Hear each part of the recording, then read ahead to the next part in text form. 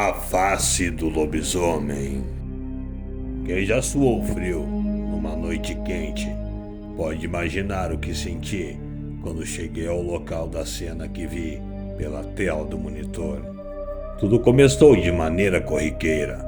Minha jornada de trabalho já estava quase no fim. O dia já ameaçava raiar e eu precisava fazer apenas mais uma ronda para finalizar o expediente. Apesar do cansaço causado pela monotonia, parecia que a noite de trabalho terminaria bem. Quase sempre a ausência de dificuldades era a marca principal, numa alternância de canecas de café e sessões de coruja na TV. Eu desempenhava a função de agente de segurança de um condomínio de casas de alto padrão, um oásis de aparentemente tranquilidade para aqueles que podiam pagar. Os muros altos e as guaritas tratavam de isolar a loucura extrema que fervilhava no restante da cidade. Era um bom emprego. Bem, pelo menos o fato de poder trabalhar armado servia para aplacar um pouco a frustração de não ter conseguido ser um policial de fato. Embora às vezes eu me pegasse clamando por um pouco de ação, eu só não sabia que receberia sobre mim, de uma só vez, toda a adrenalina que uma pessoa é capaz de suportar. Agora eu sei que se tratava de um aviso ou arrepio que senti quando olhei para a lua morrendo pelo vão da janela. Eu deveria ter atentado para esse detalhe, mas infelizmente não percebi, e antes de sair para a ronda, fui alertado por um fato totalmente inusitado na tela de um dos monitores de segurança. Um casal, totalmente despido, se enroscavam despreocupadamente, apoiados em uma árvore, logo em frente à casa do desembargador. Alcancei a lanterna, pois o dia ainda não havia derramado plenamente a sua luz, e parti rumo ao local. Finalmente parecia que a derradeira ronda teria algum propósito, embora o fato de ser repreendido fosse demasiadamente tolo. Percorri apressadamente as 3 quadras que separavam minha cabine de trabalho do ponto a ser averiguado. Estava ansioso para colocar aqueles moleques para correr. No entanto, o que o facho de luz da lanterna clareou estava definitivamente longe demais da imagem que eu esperava ver. A garota estava subjugada por um dos braços do seu par, mas o rapaz não exibia os contornos que eu havia visualizado na tela do monitor, pois aquilo que estava diante de mim não era um humano. Perdi o fôlego. Tentei a todo custo levar o oxigênio aos pulmões, ao mesmo tempo em que buscava manter a força nas pernas. Eu estava frente a frente com uma criatura demoníaca, sem sombra de dúvidas, e esse fato contrariava totalmente até o que eu não acreditava.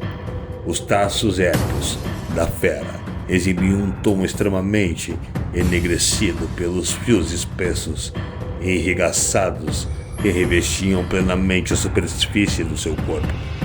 Ao perceber minha presença, o demônio largou a menina, deixando-a cair no pavimento cimentado, o qual rapidamente foi lavado pelo sangue que esvaziava em função do ferimento aberto em seu pescoço.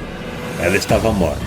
As órbitas vazias em sua face denunciavam a inoxidável verdade.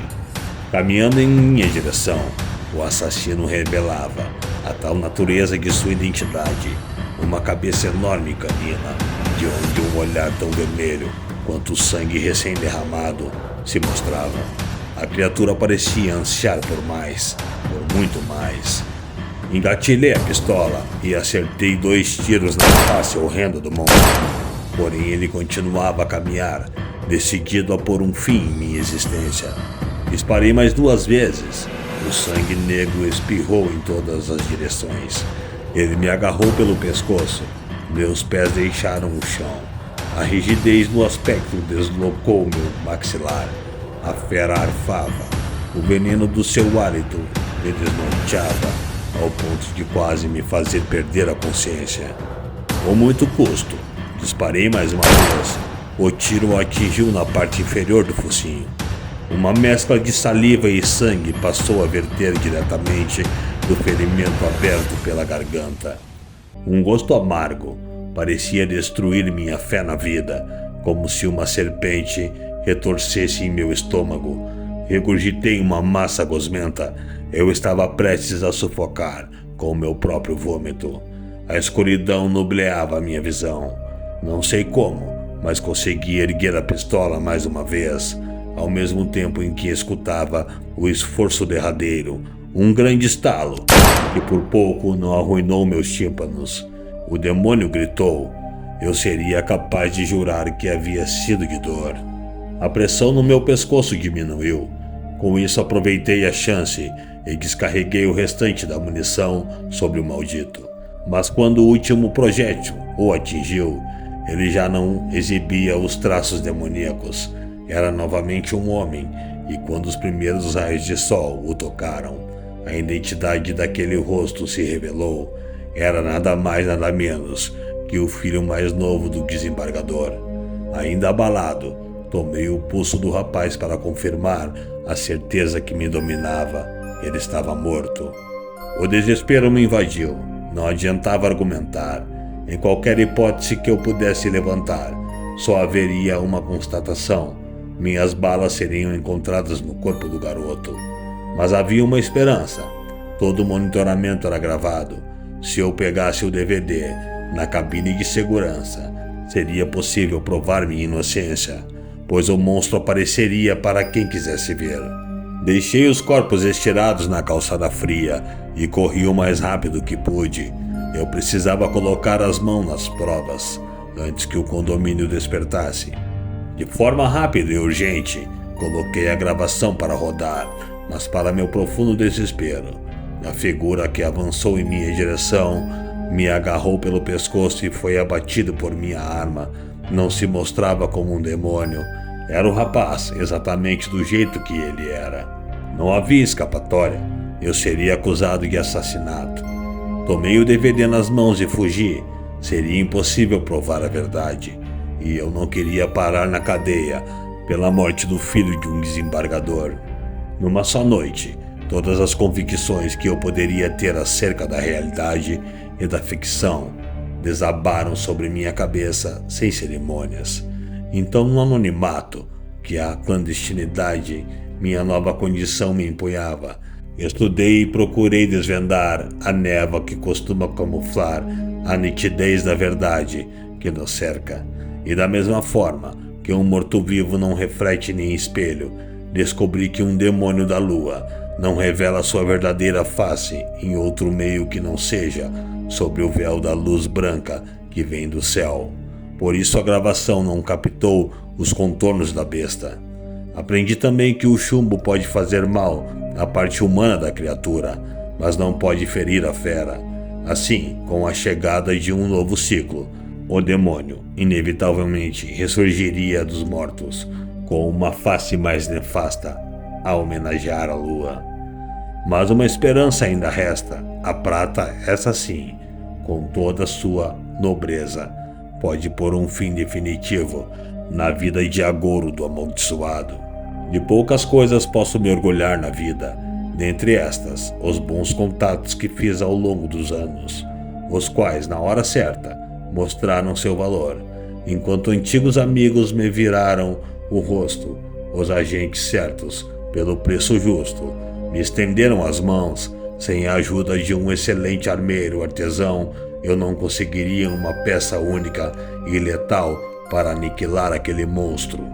Posso não ter mais emprego, posso não ter mais perspectiva de uma vida, mas ainda tenho um caráter, e isso ninguém pode me tirar. Ainda aquela noite, tudo estaria acabado. Não foi difícil chegar ao local. Deveria ser de descanso eterno.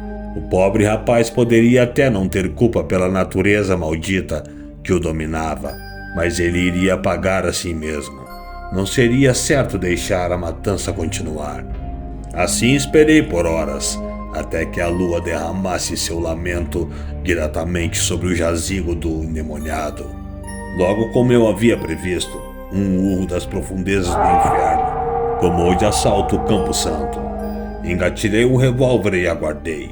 Não tardou para que o concreto, o mármore e madeira voassem pelos ares.